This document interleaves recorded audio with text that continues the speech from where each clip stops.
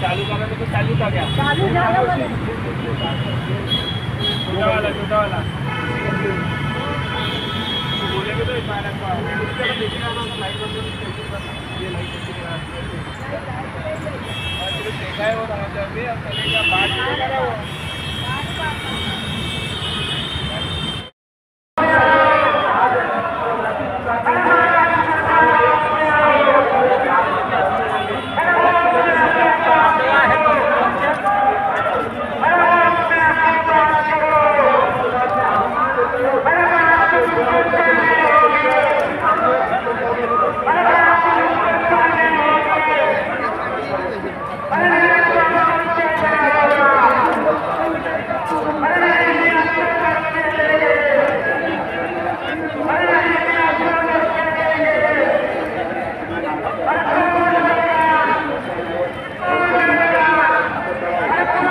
नागपूर नगरीत नेहमी कार्यक्रम होत असते याच्यासाठी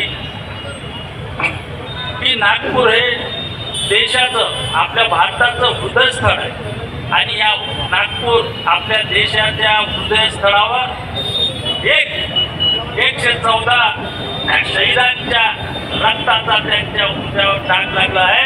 या महाराष्ट्र नाही तर केंद्र सरकारने ही गोष्ट समजली पाहिजे की या केंद्रामधून नागपूरच्या 0 मैल पासून ऑल इंडियाची सिरगिंदी सुरू होते, मापिंग होते, किलोमीटर मोजल्या जातात। त्याच ठिकाणी आपल्या 114 गोवारी शहीद बांधवांचं गोंडवारी शहीद बांधवांचं स्मारक आहे। म्हणून या आपल्या 114च्या बलिदानाचा बदला म्हणून आपण शासनाकडून केंद्र शासनाकडून आपल्यावर होणाऱ्या अन्यायाला वाचा फोडण्यासाठी त्यांचा बदला आपण घेतला पाहिजे। म्हणून 7 तारखेपासून उपोषण होईल तेव्हा कमिटी जाहीर केली तेव्हा तुम्ही या ठिकाणी यावं। त्या ठिकाणी तुम्ही मोठ्या प्रमाणात जमले, आपली मजुरी आपल्या मुलाबाळांना सोडून आपलं घरदार सोडून आपल्या मजुरीतले 10-20 रुपये खर्च करून 100 किलोमीटर 200 किलोमीटर अनेक ठिकाणून अनेक अडचणीतून अनेक बाबीच्या समस्यांना गंभीरतेला तोंड देऊन या ठिकाणी आले। या नागपूर नगरीमध्ये या ठिकाणी आमच्या कमिटीच्या शब्दावर मी माझा एकट्याचं नाही म्हणणार आले त्याबद्दल मी व्यक्तिशः कैलास राऊत तुमचं सर्वांचं आभार व्यक्त करतो। असंच सहकार्य आमच्या कमिटीला आणि आमचे उपोषणकर्ते जे तिन्ही लेकरं आहेत यांना सुद्धा तुमच्या सपोर्टची आवश्यकता आहे। म्हणून 7 तारखेच्या पासूनच्या उपोषणाच्या आंदोलनाला आम्ही ज्याप्रमाणे बोलू त्याप्रमाणे आलं पाहिजे। मित्रांनो, मी काही जास्त बोलणार नाही, विषय फार मोठा आहे। 2 दिवसात काय होते समजते। कलेक्टर साहेबांनी सांगितलं की मी बोलतो ते काय बोलणार ते बाब लवकरच तुम्हाला कळवण्यात येईल। धन्यवाद। या ठिकाणी आमचं बोलणं ऐकून घेतलं, शांततेत राहिले याबद्दल पुन्हा एक वेळा आम्ही कमिटीतर्फे तुमचे धन्यवाद मानतो। आपल्याला माहितच आहे सरकार आपल्याला तारीखवर तारीख देत आहे, तारीख त्यांची असणार पण ठरवणार निर्णय आपण करणार। त्याच्यानंतर इथं बसलेल्या व्यासपीठावर जे काही राजकीय पक्ष असणार महायुतीमध्ये जे काही असणार 6 तारखेपर्यंत जर अहवाल आणि आपला अध्यादेश आपल्या हातात जर नाही मिळाला तर 7 तारखेला त्यांनी सामूहिक राजीनामे द्यायचे। जर तुम्हाला तुमच्या 114 बांधवाच्या रक्ताची शपथ असणार तर तुम्ही त्या पक्षाची गुलामगिरी करणार नाही। शासन आहे हे कधीच आपलं ऐकत नाही। आपण त्यांना संविधानिक मार्गाने म्हणा की शांततेच्या मार्गाने म्हणा, त्यांना असं वाटते हे लोक 30 वर्ष अगोदर शांतच लोक आहे पण ते विसरले हे आताची पिढी शांत नाही आहे। तुम्ही हे नको समजा आम्ही शांत आहोत, आमचा अंत तुम्ही पाहिलेला नाही आहे। माझ्या सर्व समाज बांधवाच्या माध्यमातून मी एवढंच आवाहन करतो की शासनानं जर 6 तारखेपर्यंत आपला अध्यादेश आपल्या हातात नाही दिला तर 7 तारखेपासून आम्ही 3 बांधव आमरण उपोषणाला बसणार। सहयोग समिती 22-23 संघटना त्याचबरोबर इथं बसलेल्या माझे समाज बांधव बंधू भगिनींनो यांना आपली लायकी दाखवून दिली। तुमचा समाज हा मानसिक गुलाम आहे। साधा ग्रामपंचायत सदस्य तुम्हाला पाहायला आलेला नाही।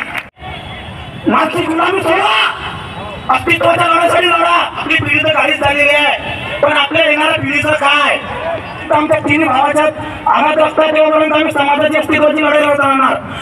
बाबासाहेबांनी दिलेला संविधानाचा अधिकार अपनावा.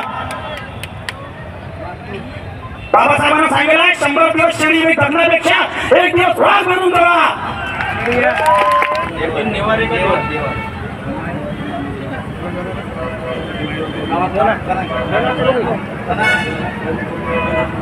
सहा मार्च 2024ला निवृत्त न्यायाधीश के.एल. वडणे यांच्या अध्यक्षतेखाली जी समिती बसली आणि त्या समितीचं कार्य होतं 24 एप्रिल 1985च्या JR मधील गोंडवारीची दुरुस्ती करणे.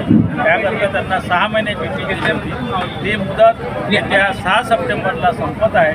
त्यामुळे आज दिनांक 4 सप्टेंबरला आम्ही हे भव्य धरणं आंदोलन, ठिय्या आंदोलन घेऊन सरकारचं लक्ष वेधण्याकरता हे ठिय्या आंदोलन घेतलेलं आहे. आणि जरूर सरकारने या ठिय्या आंदोलनात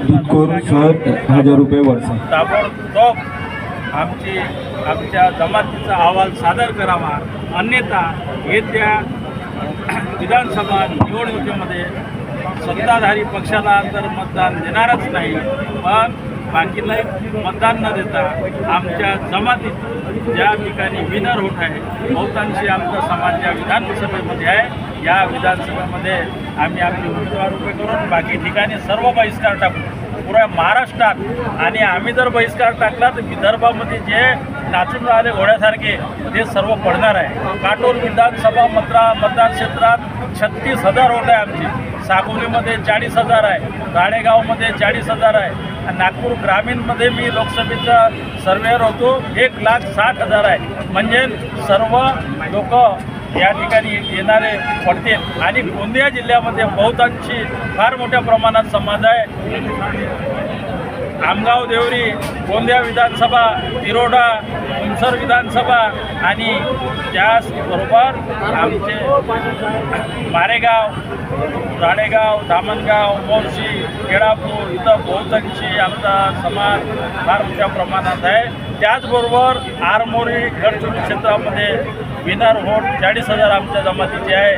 आणि त्या ठिकाणी आमचे उमेदवार उभे राहतील आणि नक्कीच त्यांना आमचा समाज आणि इतर समाज बांधव बाकी जमातीचे लोक आम्हाला आमच्यासोबत चर्चा त्यांची सुरू आहे. आणि लवकरच आमच्या जमातीसोबत इतर जमाती येऊन आम्ही आमच्या तिकिटाचं बायफायकेशन करू. आमचा समाज ज्या ठिकाणी आहे त्या ठिकाणी आमचा समाज उभा राहील आणि इतर ठिकाणी जो आम्हाला समर्थक समाज आहे किंवा समर्थक संघटना आहे किंवा समर्थक पक्ष आहे अशा पक्षाला आम्ही त्या ठिकाणी समर्थन देऊ. बाकी ठिकाणी आमचा मतदानावर बहिष्कार राहील. एवढं या ठिकाणी मी आज या आंदोलनाच्या निमित्तानं या कमिटीचा मुख्य संयोजक कैलास राऊत म्हणून या ठिकाणी तुम्हाला आवर्जून सांगत आहे. माझी मागणी एकच आहे की आज 40 वर्ष लोटून गेले. आमचे जे 114 बांधव शहीद झाले त्याच्यामध्ये छोटे छोटे मुलं पण होते आणि अजूनपर्यंत आम्हाला न्याय नाही मिळाला. आज जर हे कोणती कास्ट अदर कास्ट जर असती ते दुसऱ्या जातीचे जर असते 2-4 जणांना जरी सांगितलं झालं असतं तर ते सरकारवर धावा बोल केला असता. आमचा समाज खरंच भोला भाबडा आहे, त्याच्यामुळे आम्ही शांततेनं घेतलं, एवढे वर्ष शांततेने घेतलं. कारण की आमच्या समाजाला चालना नव्हती. पण आता चालना देणारे हे तिघं महाराजांनी आंदोलन उपोषण केलं आणि ह्या आंदोलन उपोषणामुळे लोकांना जागरूकता निर्माण झाली समाजामध्ये. आणि त्याच्यामुळे मला एकच सांगायचं आहे की आज जे आम्ही ठिय्या आंदोलन केलंय, जे आज आम्ही ठिय्या आंदोलन केलं ते सरकारला एक धडा शिकवण्यासाठी केलं की आता तरी जागावा. आणि जर आता ह्या येणाऱ्या ज्या निवडणुकी आहे विधानसभेची, लोकसभेच्या निवडणुकीमध्ये तर आम्ही दाखवूनच दिलं आहे आणि त्यांनी बघितलं पण की आम्ही काय करू शकतो. आमची एवढ्या पूर्ण महाराष्ट्रामध्ये खूप सारी जमात आहे, हर एक जिल्ह्यामध्ये आमची जमात आहे. आम्ही काय करू शकतो हे लोकसभा निवडणुकीमध्ये दाखवूनच दिलं, पण पुन्हा या विधानसभा निवडणुकीमध्ये आता दाखवायचं आम्हाला की आम्ही काय करू शकतो. आमच्या भरोश्यावर जे आमदार निवडून येतात, खासदार निवडून येतात, आमच्या समाजाचा कोणी वाली नाही आहे की तिथे संसदेपर्यंत आमचे प्रश्न सोडवण्यासाठी, प्रश्न सांगण्यासाठी. मग आम्ही कोणाला सांगू? आमचा तरी आमचा हक्काचा माणूस आम्हाला पाहिजे की नाही पाहिजे. त्याच्यामुळे येणाऱ्या विधानसभे निवडणुकीमध्ये आम्ही दाखवून देऊ की आमचा पण हक्काचा माणूस विधानसभेमध्ये जाईल आणि आपल्या समाजाचा जो हक्क काय आहे, अधिकार काय आहे, तो तिथे संसदेत गाजवणार. मी एवढंच बोलते आणि सरकारला एवढीच विनंती करते, लवकरात लवकर आम्हाला न्याय व्यवस्था द्यावी हीच मी विनंती करते. त्यामध्ये समजा जर SBC मधनं जर तुम्हाला जर त्यांनी आरक्षण देतो म्हणून बोललो किंवा सर्टिफिकेट देतो म्हणून बोललं जात पडताळणीचं, तर त्या समाजाला या तुमचे जे हे आहे जो संघटन जो आहे तर त्याला हे मान्यता तुमच्यातर्फे राहील का? त्याबद्दल तुमचं काय मत? नाही, आम्हाला तर गोणगोवारीच एसटीच पाहिजे. आम्ही लढा कशाचा देत आहे? आम्ही एसटी समाजासाठी लढा देत आहे ना. आम्ही संविधानिक नोंद आहे आणि आता जर नाही दिलंय ना तर आता तर वाटच लावू याच्या सरकारची. सिरियसली सांगू, रस्त्यावर उतरू, आम्हाला फरक पडत नाही.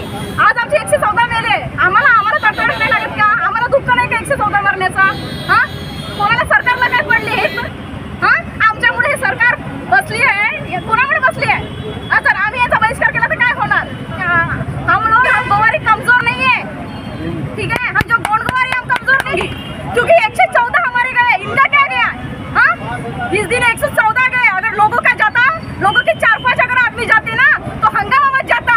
लेकिन मैं दूसरी बार में बोल रही हूँ, हमारा समाज है ना एकदम सीधा साधा है, ठीक है? सीधा साधा समाज को तो आज तक इन्होंने फायदा लिया है, जाते हैं चुनाव के टाइम पे वोट मांगने के लिए. अभी क्यों नहीं आ रहा है? आज भी आमदार खासदार आए क्या?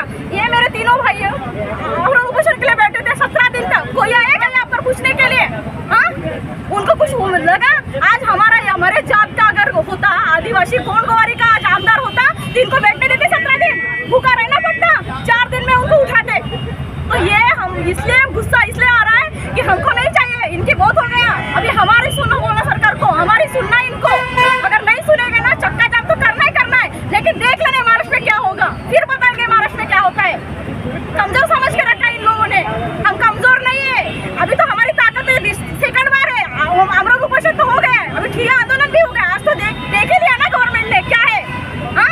लेकिन 7 तारीख को हम और दिखा देंगे. उसके बाद ऐसा अमृत उपोषण करेंगे ना तो इनकी सरकार जहाँ पर है ना, इनको कुर्सी खाली करनी पड़ेगी. जो कुर्सी में हमारे बदल जो कुर्सी में बैठे हैं ना तानाशाही बन के, तो इनको नई कुर्सी से हटा देना तो हमारा भी नाम बदल देना बोलना. हमको आदिवासी है, जंगल में रहने वाले, हमारी पावर दिखा देंगे हम उनको. भगवान बिरसा मुंडा की जय जय जय जय जय सेवा, जय जय सेवा. अरे है सर. सुप्रीम कोर्टाने दिलेला जो निर्णय आहे त्यामध्ये पॅरा नंबर 83 नुसार जी कमिटी गठीत झाली होती मागच्या आंदोलनामध्ये, जे आमरण उपोषण चाललं 26 जानेवारीपासून तर 11 फरवरीपर्यंत, त्या आंदोलनाच्या संदर्भामध्ये शासनाने वडणे कमिटी नियुक्त केली होती.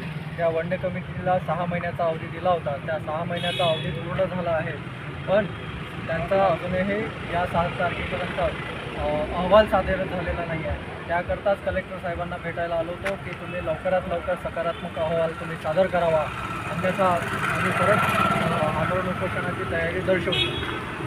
नाही, जे आश्वासन माननीय DCM साहेबांनी आणि मुख्यमंत्री साहेबांनी दिले होतं त्याचं अजूनपर्यंत कुठलंही पालन त्यांनी केलेलं नाही आहे. फक्त वडणे कमिटी गठीत झाली, पण वडणे कमिटीचा 6 महिन्याचा अवधी पूर्ण होऊनसुद्धा त्यांनी ते अहवाल सादर केलेला नाही आहे. पण जो सकारात्मक अहवाल व्हायला पाहिजे होता, कारण की आमचं काही म्हणणं नाही आहे. आमचं असं म्हणणं आहे की सुप्रीम कोर्टाने दिलेला निर्णय आहे पॅरा नंबर 83 नुसार जे आम्ही वाघोबा नागोबा ढाल पूजा करणारे जे लोक आहोत ते आम्ही खरे गोंडगोवारी आहोत आणि त्याचाच आम्हाला लाभ देण्यात यावा, आम्हाला कास्ट सर्टिफिकेट व्हॅलिडिटी ह्या बहाल करण्यात यावा, यासाठीच ती कमिटी गठीत झाली होती.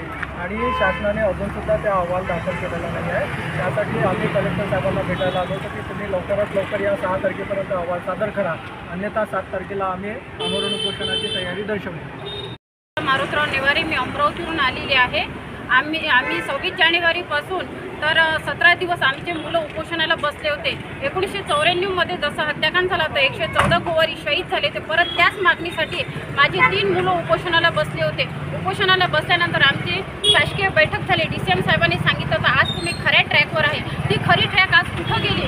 आणि एवढं झाल्यानंतर सुद्धा त्यांनी 6 महिन्याचा कालावधी दिला होता आणि DCM साहेबांनी म्हटलं होतं की वडणे समिती गठीत केली. त्यांनी वडणे समिती गठीत करून सुद्धा आज 2 महिने होत आहे, तरी सुद्धा आज कमीत कमी 7-8 महिन्याचा कालावधी निघून गेला, तरी सुद्धा या शासनाने आमची दखल घेतली नाही.